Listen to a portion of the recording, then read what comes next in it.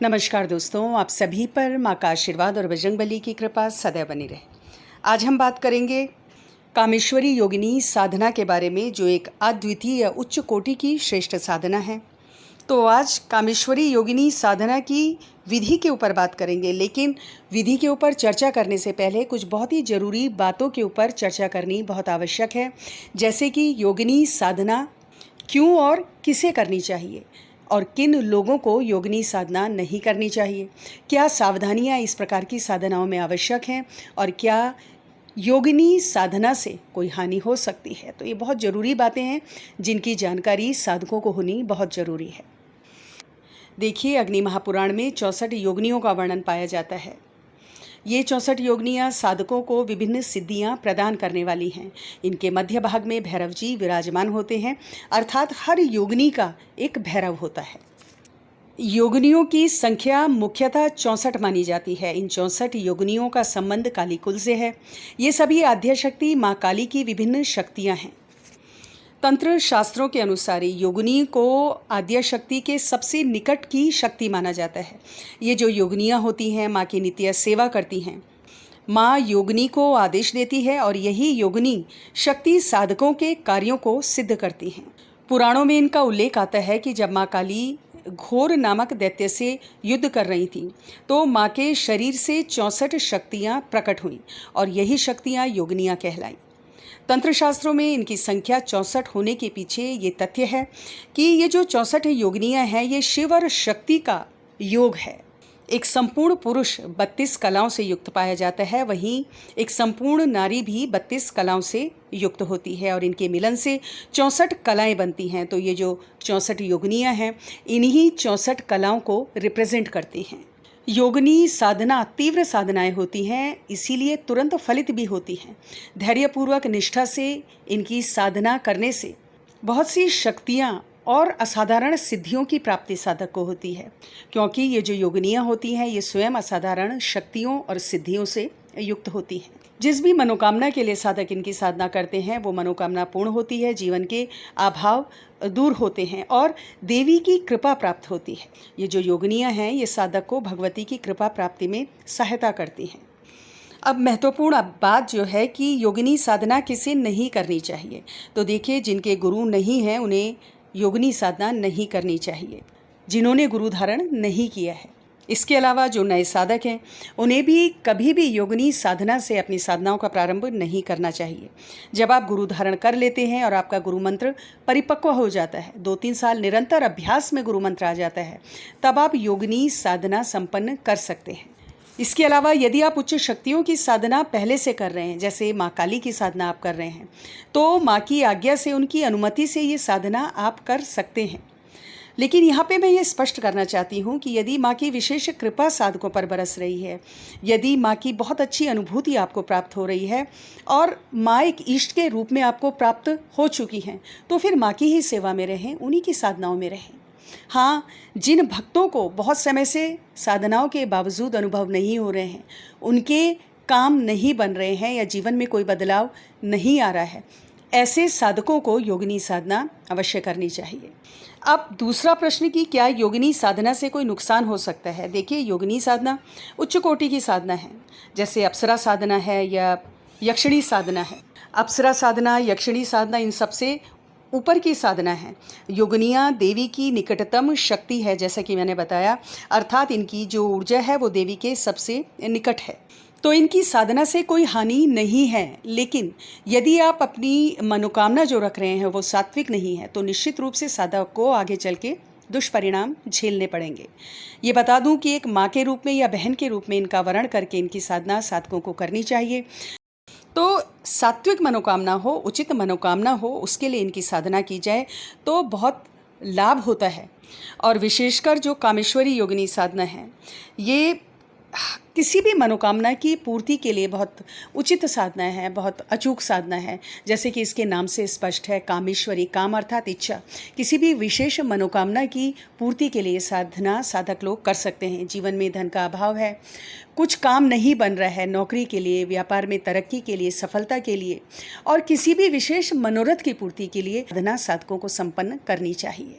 साधना विधि के ऊपर बात करें तो ये साधना किसी भी कृष्ण पक्ष की अष्टमी को आप शुरू कर सकते हैं या किसी भी शुक्रवार से इसका प्रारंभ किया जा सकता है। रात्रिकालीन साधना है, 9 बजे के बाद आप ये साधना करें। स्नान आदि करके स्वच्छ वस्त्र धारण कर लें और एक एकांत कमरे में आपको अपना जो पूजा स्थल है जहाँ आप ये साधना करेंगे, जहाँ चौकी की स्थापना करेंगे, उसे स्वच्छ कर लें, गंगा जल का छिड़काव कर लें। उत्तर दिशा में एक चौकी की स्थापना करनी है जिस पर स्वच्छ लाल रंग का वस्त्र आपको बिछाना है। साधक जो स्वयं वस्त्र धारण करे वो हल्के रंग के, किसी भी रंग के वस्त्र हो सकते हैं, लेकिन जो आसन है वो ऊनी लाल रंग का कंबल का आसन या जो आसन आप पहले से अपनी पूजा का प्रयोग कर रहे हैं, ऊनी लाल रंग का आसन, उसका प्रयोग आप इसमें करें। कामेश्वरी योगिनी साधना के लिए कामेश्वरी योगिनी यंत्र जो प्राण प्रतिष्ठित हो वो अगर आपको प्राप्त हो जाता है तो बहुत उत्तम है। अगर यंत्र प्राप्त नहीं हो पाता है तो आप माँ भगवती की तस्वीर भी लगाकर इस साधना को संपन्न कर सकते हैं या एक सुपारी को योगिनी स्वरूप मानकर उसका पूजन कर सकते हैं। इस साधना में जो दीप लगेगा वो सरसों के तेल का 3 या 5 सरसों के तेल के दीपक आपको प्रज्वलित करने हैं और संकल्प लेकर आपको ये साधना संपन्न करनी चाहिए। सर्वप्रथम होम बीज मंत्र से 3 बार आचमन कर लें, उसके बाद आप अपने हाथ धो लें। सरसों के तेल के 3 दीपक आपको प्रज्वलित करने हैं जैसे कि पहले बताया गया है। साथ ही अक्षत पुष्प, कुमकुम या रोली आपको अर्पित करनी है। धूप आप जलाएं। भोग में किसी भी प्रकार का मेवा और मिश्री का भोग आपको अर्पित करना है। भोग का कोई विशेष बंधन नहीं है, लौंग बताशे भी आप अर्पित कर सकते हैं। अब आपको संकल्प लेना है। संकल्प में आपको 11 माला 21 या 41 दिन का संकल्प लेना है और जो भी आपकी मनोकामना है, जो भी आपकी इच्छा पूर्ति आप करना चाहते हैं, उसका निवेदन आपको देवी से करना है या सिर्फ कृपा प्राप्ति के लिए उनकी ये कर रहे हैं, उनकी प्रसन्नता के लिए कर रहे हैं, तो वो उन्हें बताना है। इस साधना में आप सुरक्षा घेरा अवश्य निर्मित कर लें ताकि कोई अनचाहे व्यवधान बाधा आपकी साधना में ना आए। सुरक्षा घेरा कैसे निर्मित करना है इसका वीडियो का लिंक डिस्क्रिप्शन में दिया है, आप देख लें।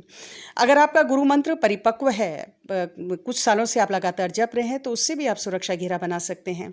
दाएं हाथ में थोड़ी पीली सरसों लेकर 11 बार गुरु मंत्र का जप कर हथेली पर जो सरसों आपके है उसको 3 बार अभिमंत्रित करके अपने चारों ओर छिड़क लें।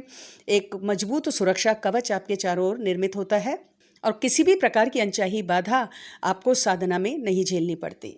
अब भगवान गणेश का ध्यान करें, उन्हें नमन करें। ओम गं गणपति नमः इस मंत्र की एक माला का आपको जप करना है। उसके बाद गुरु का ध्यान करें, उनका आशीर्वाद लें। गुरु मंत्र की एक माला का आपको जप करना है। भगवान शिव का ध्यान करें और उनका मंत्र ओम रुद्राय नमः इसका आपको एक माला जप करना है। इसके पश्चात मूल मंत्र का आपको जप करना है 11 माला 21 या 41 दिन जैसे कि आपने संकल्प लिया होगा। स्फटिक की माला से आपको यह मंत्र जप करना है। मंत्र आपकी स्क्रीन पे आ रहा है, उसे आप नोट कर लें। इस साधना के अंतिम दिन आप हवन कर लें।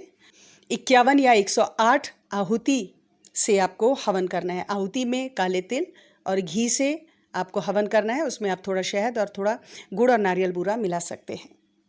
और नित्य माँ से साधना में सफलता का आपको आशीर्वाद मांगना है। भूल चूक की क्षमा याचना करनी है और ये माँ को बताना है कि मैं किसी लालच में नहीं कर रहा हूँ या नहीं कर रही हूँ, बस आपकी कृपा सदैव मेरे परिवार पर बना रहे, इसी सोच से कर रहा हूँ या कर रही हूँ। अगर ऐसा करेंगे तो योगिनी शक्ति सदैव आपके साथ रहेगी और जब कभी भी आपको ज़रूरत होगी तो देवी की कृपा आपको प्राप्त होगी, बिगड़े काम बनेंगे। और अंतिम दिन भोग में सूजी का हलवा आपको ज़रूर बनाना है। आपका जो आचरण है वो शुद्ध सात्विक होना चाहिए। मांस, मदिरा ये बिल्कुल त्याज्य हैं। ब्रह्मचर्य का पालन आपको करना है। साधना के बारे में किसी से कुछ नहीं कहना है। परिवार के अन्य सदस्यों से भी इसकी चर्चा नहीं करनी है। धैर्य और लगन की आपको आवश्यकता है। अगर आप ये सोचें कि ये साधना के तुरंत बाद ही एकदम से योगिनी देवी आपके सामने प्रकट हो जाएंगी तो ऐसा भी नहीं है। हाँ, लेकिन अनुभव होंगे आपको और अनुभव कुछ भयभीत करने वाले भी होंगे, तीव्र भी होंगे, लेकिन डरने की आवश्यकता नहीं है। ये सब आपकी परीक्षा होती है क्योंकि इस प्रकार की साधनाओं में आपको भयभीत किया जाता है और आप अपना आसन छोड़ दें, ये साधना छोड़ दें, खंडित हो जाए, इसके लिए आपको मजबूर किया जाता है। लेकिन अगर धैर्यपूर्वक आप इन बाधाओं को पार कर जाते हैं, अटल रहते हैं, दृढ़ शक्ति संपन्न रहते हैं, अपनी साधना को खंडित नहीं होने देते, तो फिर अनंत कृपा भी देवी की आप पर होती है और विशेष कृपा होती है अगर देवी की तो प्रत्यक्ष होकर दर्शन भी प्राप्त हो सकते हैं। तो ये जो साधना विधि थी योगिनी साधना की, ये आपको दे दी गई है। बहुत समय से आप लोगों की डिमांड आ रही थी। अगर आप करेंगे तो मैं फिर बता दूं कि ज़रूर सावधानियों का ध्यान आपको अवश्य रखना चाहिए। किसी भी नियम का उल्लंघन ना करें, अन्यथा दुष्परिणाम झेलने पड़ेंगे। आज की वीडियो में इतना ही दोस्तों। अगली वीडियो में बहुत जल्द मिलती हूँ। तब तक के लिए अपना ध्यान रखें, स्वस्थ रहें, खुश रहें, मस्त रहें। जय माता दी, जय बजरंगबली।